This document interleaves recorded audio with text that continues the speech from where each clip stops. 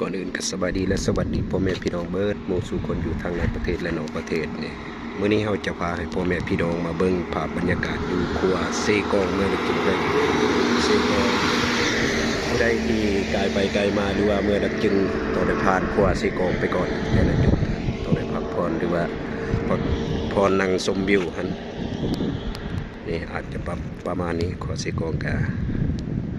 ยาวเติบ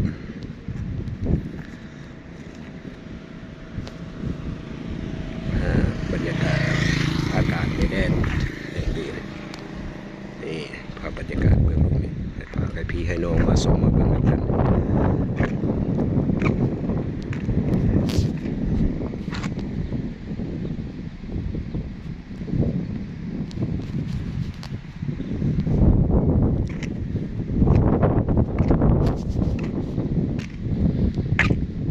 ครับคู่ใจเขาแรกก็ให้ตัวเองเดินปลอดภัยและบ่ให้